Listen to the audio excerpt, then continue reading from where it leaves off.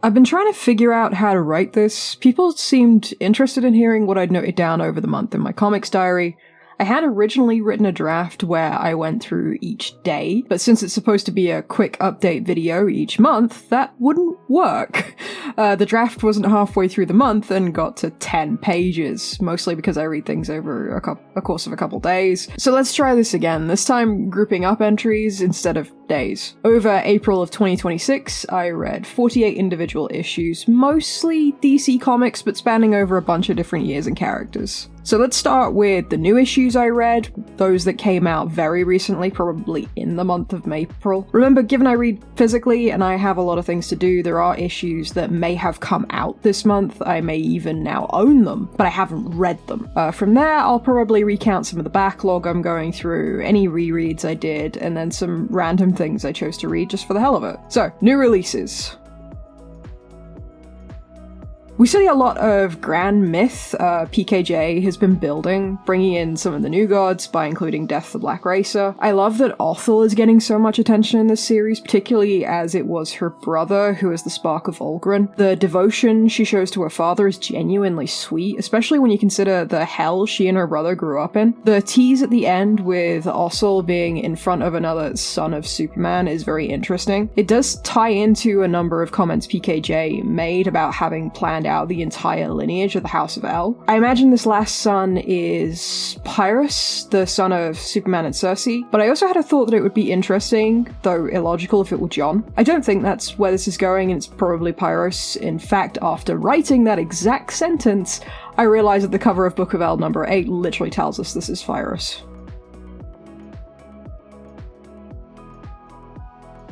I've said before that I feel very conflicted about Matt Fraction's run. I was wondering if a big reason I was still reading it was because of Jorge Jimenez's art, so an issue illustrated by Ryan Sook would be the perfect testing ground. Admittedly, I also really like Ryan Sook, so maybe not the fairest test, but I did actually enjoy this issue. It felt like threads were finally being brought together. I loved the slow pace, the idea of all these conversations going on at the same time, and all these threads slowly converging. It was great to see Alan Scott and Batman talking. It did highlight to me that there are very clear gaps in my knowledge. I don't know much about Vandal Savage, and this does make me want to learn more. There is this great sequence where the kid who recorded the GCPD footage, the pacing and paneling of the cop car essentially scaring this kid is very well done. Again, I do love Ryan Sook's artwork and storytelling, so this was just another reinforcement of that love. The thing I did love, though, was a comment Batman makes to Alan about how it's meaningful and important for Batman to be seen in the poorer part of town. The idea of showing up and making even the poorest in Gotham know that Batman has their back. Also, thank you, comment section, for correcting me on how to say Jorge Jimenez.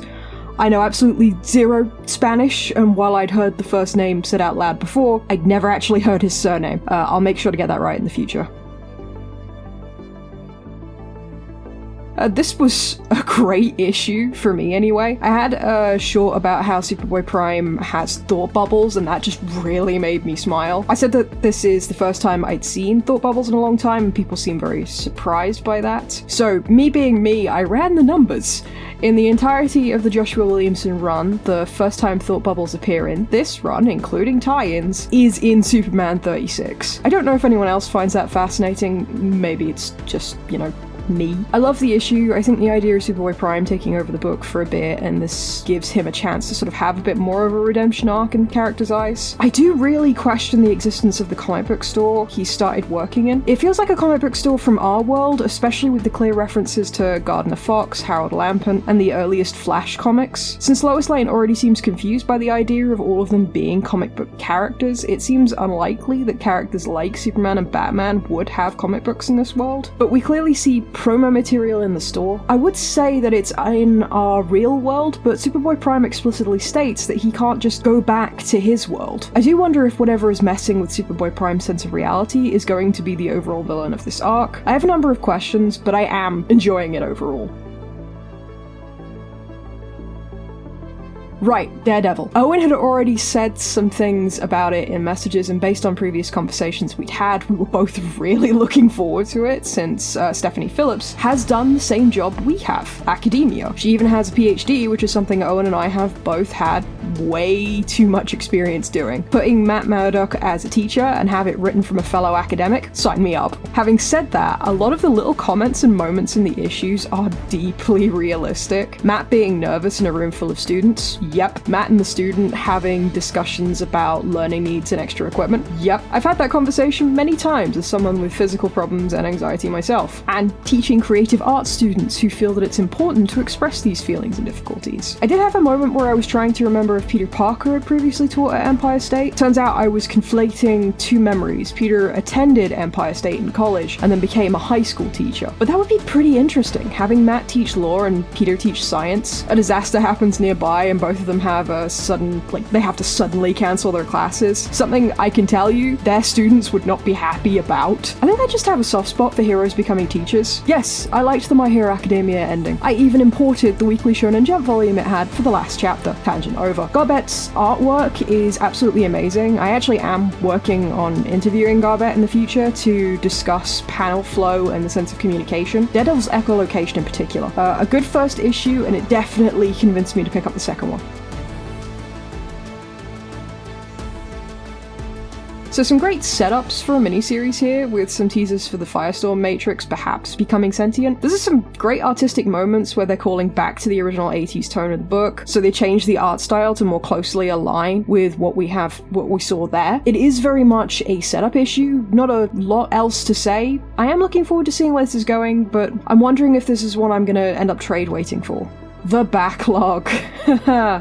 So,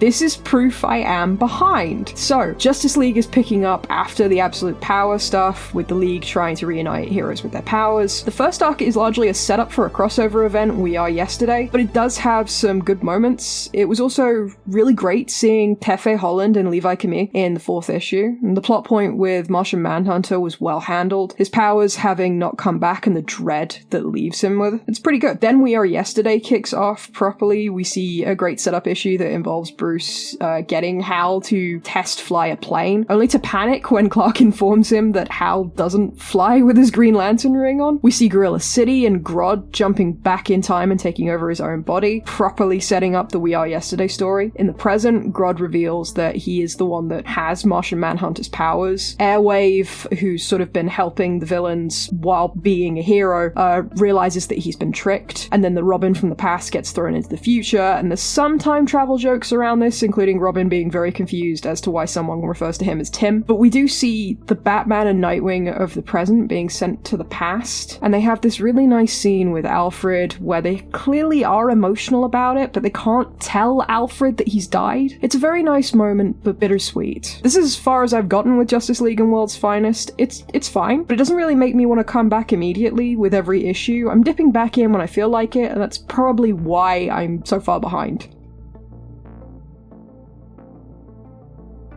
In my defense, I read the first issue when it came out, but then the issues kept piling up and now I'm paying for it. So the stuff with Joker and especially Scarecrow looks fantastic, especially given my love for Scarecrow and the more horror leaning of the Absolute Universe. But of course, to get that, I've got to read the rest of it. So the first story arc, The Zoo, builds up this version of Batman and does give us a distinct difference. Bruce is part of a lower or middle class family, with being the child of a teacher and a politician, and Bruce has a group of childhood friends that in the Prime universe we would see as Killer Croc, Riddler, Catwoman, Two-Face, and Penguin. But it's genuinely nice to see Bruce having these friends, because typically when we see his childhood, it is fairly lonely. There's these teases we get to the Joker at the end of the first issue. Basically, this Joker is Bruce. It's hard to explain.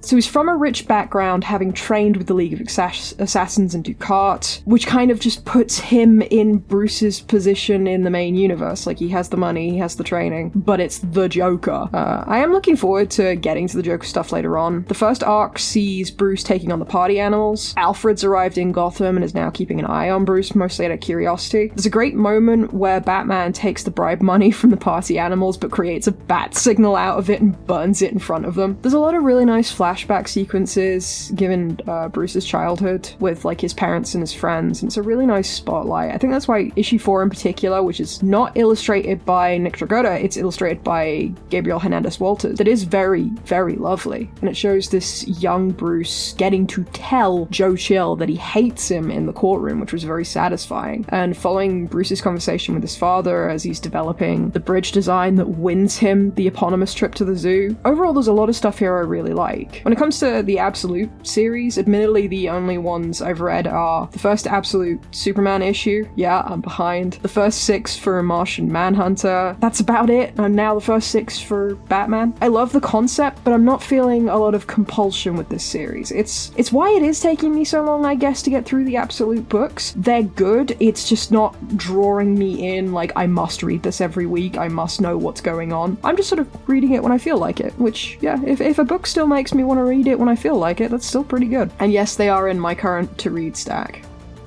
Rereads. I made a video on Superman 400, ergo I reread Superman 400. That's about it. So It's a Bird is a story that randomly popped back in my head, and I decided I had to read it again straight away. It's an extremely well-done story following Steven Seagal, who has been given the chance to take over the character of Superman. The only problem is that Seagal's primary memory with Superman is reading an issue when he was a child while learning that his family have Huntington's disease. I do want people to read this book, so I'm hesitant to explain everything that happens, but to put you in Steven's shoes for a minute during the book, imagine you are a child and you hear your own father say that if he knew their family had this disease, he'd have never had children. It's a very brutally honest story and one I do think people should pick up.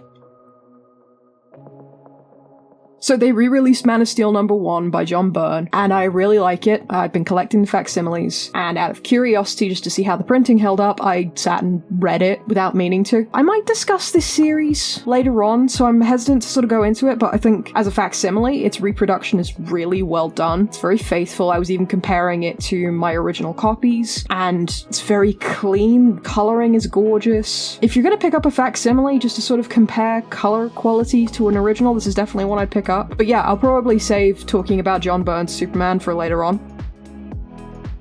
So this is the first Detective Comics issue post-Crisis, and it's also a tie-in to the Legends event, which is seen through Godfrey asking a crowd how man can triumph in a world of Superman. And the rest of the story has Batman taking down the Penguin. Personally, I think the most impactful part of the issue is the cover. It's just a tie-in issue that they've then sort of turned into a Penguin chase thing. So Detective 569 has Catwoman teaming up with Batman and Robin, but the Joker isn't a fan of this and wants to kidnap Catwoman in order to brainwash her. It's a 2-part issue, and there are some questions from this issue that I have for the next one. Namely, the scientist that Joker has hired to sort of brainwash Catwoman. He seems incredibly willing to go along with everything, and it's sort of off-putting. It leaves you with way too many questions about him. But there is also this really great moment where Jason Todd's Robin makes a very Adam West style comment, and Batman just pauses everything, looks at him and says, "Don't ever say that again." And it's this moment of just like, what? It didn't add anything to the story, but was very memorable. Random reads. So these are stuff I sort of picked up randomly for different reasons. I may have been traveling and just grabbed something, or I knew I was going to be sat in a waiting room for a bit, so I just grabbed an issue off the shelves or a book off the shelves. I've been told to read Far Sector for a while, and I'd owned the trade paperback for it, but it was the compact that I finally started reading. So it's the idea of a Green Lantern being all alone on a planet where there's 3 different species trying to coexist. The concept is interesting in itself, and then you throw in the first murder the planet has seen in like 500 years, and you get this really strong hook straight away. And we learn that the people living on this planet have their emotions suppressed without choice. There are those who are starting to take drugs to temporarily allow themselves to feel emotions. And while this is a liberating thought, it's actually extremely dangerous. Imagine experiencing intense anger or jealousy for the first time without a lifetime of learning how to control it. Pair that with a planet where people are constantly at odds due to a previous history of war, and it's a very tense atmosphere masquerading as a peaceful planet. From there, we do see some civil unrest with protests happening. One side think emotional suppression is good, while the other think it's unfair, that the right to feel emotions is taken away from them. Joe, the Green Lantern we're following, tries to calm down a few people, especially when the council decides that maybe it's just better to kill all the protesters. But we meet the wife of the murder victim who started all this, who essentially is the one who started the protests. And we learn that while the wife does blame the drug users for what happened, they also feel that with the suppression of emotions, this was bound to happen. And the saddest part of all that is that because of the suppressed emotions, she hasn't even been able to grieve her husband. It makes her question if she even loved him. It's a very striking moment and does show that while many people view it as a black and white situation, there are so many shades of grey and underlying pain the system causes. So not only is Jo the only Green Lantern on the planet, but her power ring is also much weaker than other lanterns we've seen. There's a display of power she shows at the protests, which is very minimal in the grand scheme of things, but it takes multiple days for the ring to recharge, and it's a striking, big risk-reward baked in that does make it feel so much more dangerous for Jo.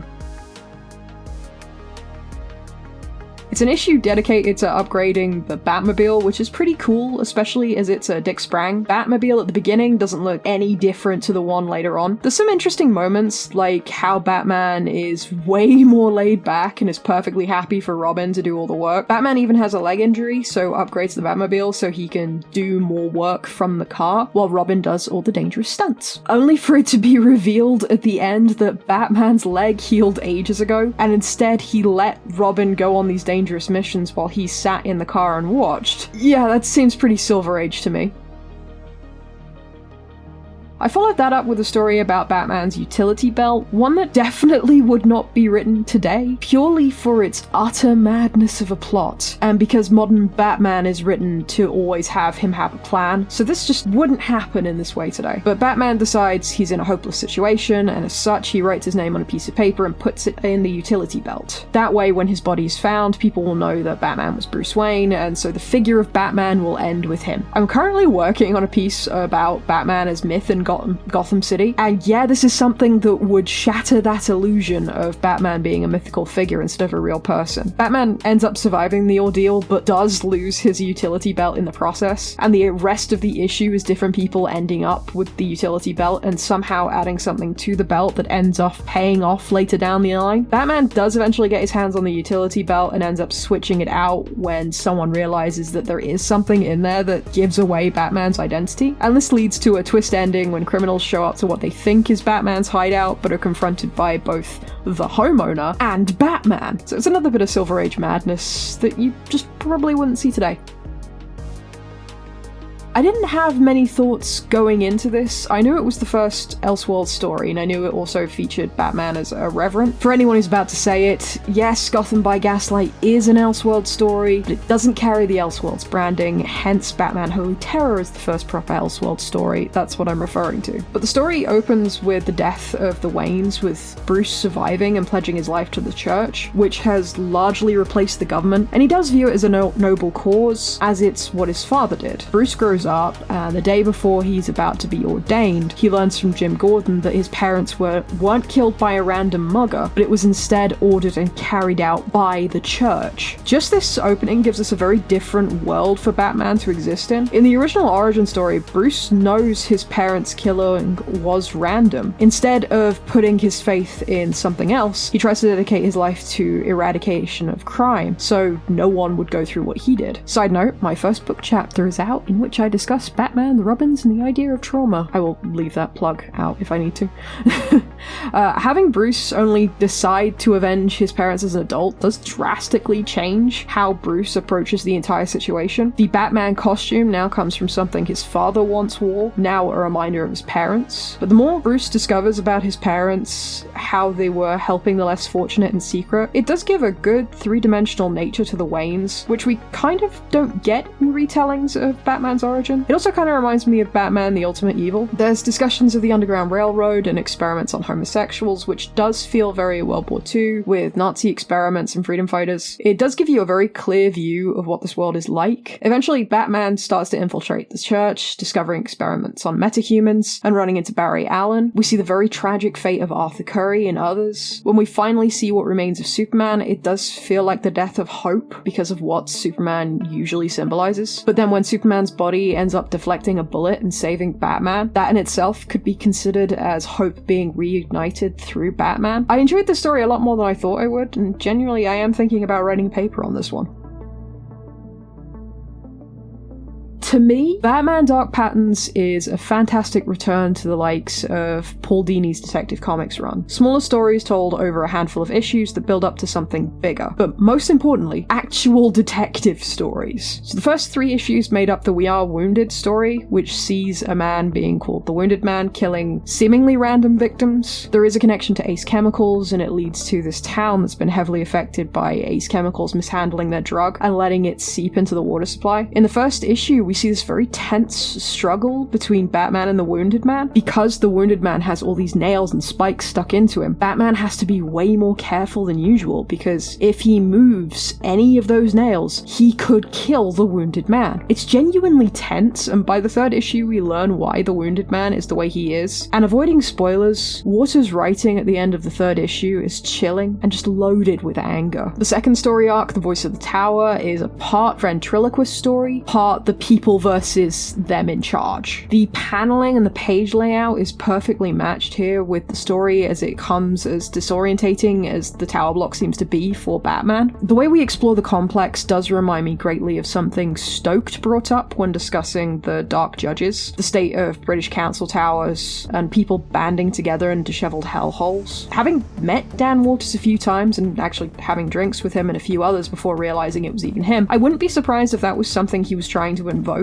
He is clearly a London boy, and given the prevalence of those council tower blocks, I wouldn't be surprised if he's aware of what they are like and then expressing that through the people in the story. For Americans who aren't too sure what I mean by British council tower blocks, look at Mega City 1 in Judge Dredd. Those blocks are based on British council towers, and if you want to look into it a little bit more, check out Stokes' video on the Dark Judges, or the book I Am the Law by Michael Mulcher. In the 3rd arc, we see a fire and a mysterious body found in the Rookery, a poor district of Gotham, and Bruce is considering the previous cases, and particularly this one and its connection to fire. Interestingly, the amazing colouring of Dark Patterns does use a lot of reds, oranges, and yellows, perhaps to help tie into this theme of fire throughout Dark Patterns. There's this very interesting scene where Batman is exploring the Rookery looking for clues, and when he comes across a homeless man talking about the state of the Rookery, the people are used to dealing with their own problems without Batman, but this homeless man states that he moved to the Rookery to get back on his feet after finishing his degree in astrophysics. He's now here, in the streets, eating a rat.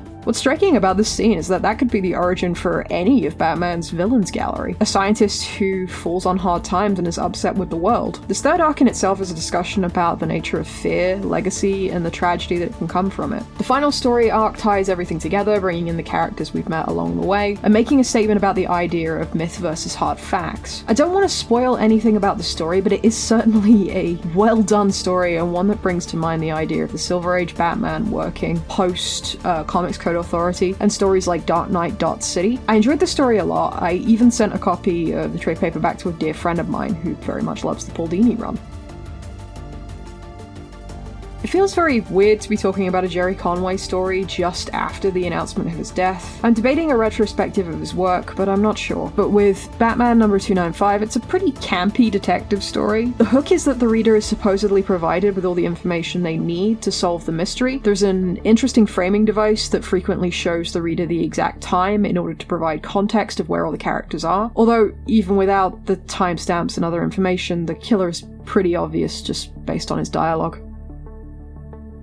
So the Batman of Arkham is a great example of being surprised with how much you enjoy a random pickup. Something that makes so much sense in this Elseworlds tale is that this version of Bruce Wayne not only became Batman, but spent his life and his money becoming a psychiatrist and now owns and operates Arkham Asylum. This premise makes so much sense for the character. One of the first things we see with Bruce in this issue is a therapy session with Killer Croc. It's very clear that Bruce treats these people with respect and is genuinely interested in helping them. Jonathan Crane is also working at Arkham and is trying to undermine Bruce, and when Joker shows up and uses his Joker gas on Batman, Bruce now becomes a patient at Arkham and now needs to pull himself together. The artwork is very expressive with a lot of small Easter eggs, such as Crane's shadow clearly being the Scarecrow. It's an Elseworlds story I haven't heard people talking about, and is definitely one I'd check out if you find it.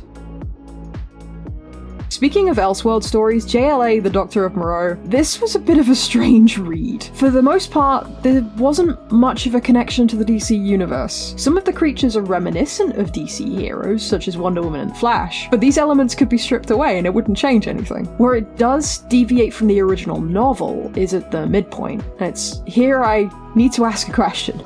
Why are Elseworld books so obsessed with Jack the Ripper? So basically, Moreau and his creatures return to England, and in an attempt to prove his beastmen are worthwhile, he sets them the task of catching Jack the Ripper, the big surprise of the book being that Jack is an orangutan who was one of Moreau's first test subjects. Really, my only response to this is, okay? But I guess it has struck a chord since I haven't really stopped thinking about it since I read it. So that's an achievement at least. And finally, a two-part Justice League story from Mark Waid and Howard Porter. The story revolves around a scientist working to control event outcomes. However, by doing this, it begins to ripple back through time, essentially erasing certain Justice League members out of existence by changing their lives. In the case of Batman, the gun that killed his parents instead jammed that night, meaning there is no Batman. The changes begin to become so catastrophic that the remaining League members have to become subatomic to attempt to fix the damage. It's a pretty good two-parter and one that does really highlight characters like the Atom, Martian Manhunter, and Oracle. It's pretty good. I liked it. And that is everything I read during the month of April. I'm probably going to play around with this format. The idea was this would be a quick update every month. Granted, I had a wisdom tooth out, which did slow things down, but I'll figure it out. The nice thing is that I'm able to speak without constantly hitting my mouth on the side of a tooth. But what did you read in April? Anything you would suggest? Let me know, and till next time.